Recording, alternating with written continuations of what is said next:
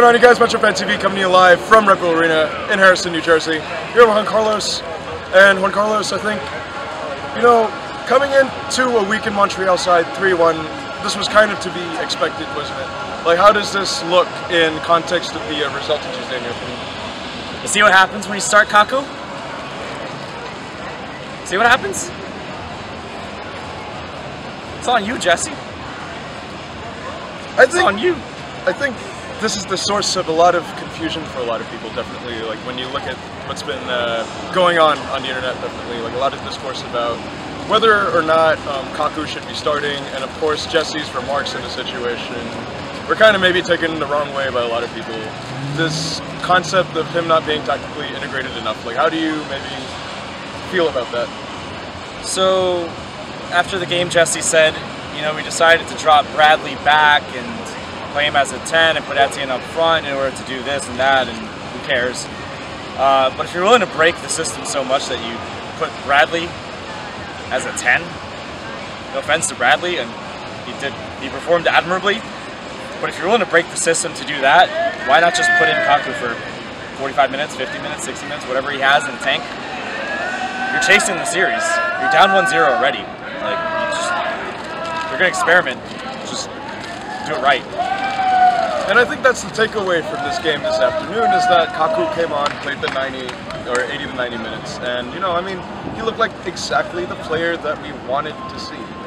He was pressing, he was winning balls back, he's got some spunk.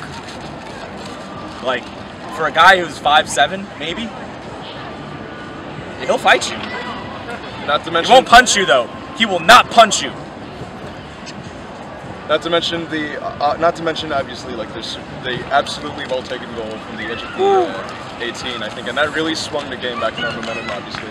So I think the team came in to the end of the the end of the first half, maybe a bit down. You know, something looked a bit off, like, and it resulted in them, like, scoring off a set piece, which is obviously unfortunate. But it also, we can't deny that it seemed that every time I turned around, because I was on the perch for the first half, every time I turned around, it seemed like the ball was in our half, and we weren't really pushing them that well. But then something seemed to change in the second half. Like, what do you think happened for us to get the result today?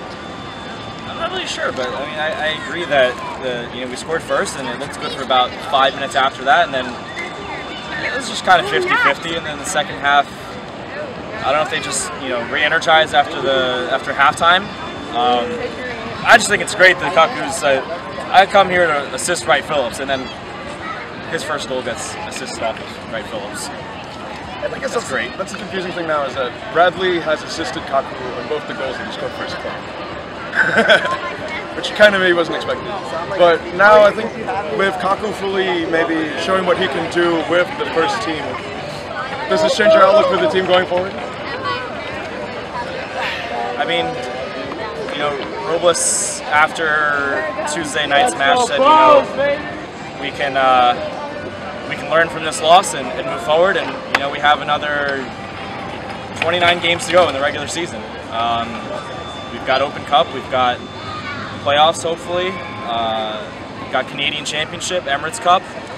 All those things are waiting for us. So yeah, I mean, it sucked on Tuesday and I'm still hurt. I wanted to go to United Arab Emirates in December after winning MLS Cup. But, we have a lot to look forward to this season. I think we're going to do well. You heard it here first, the MetroFanTV signing out.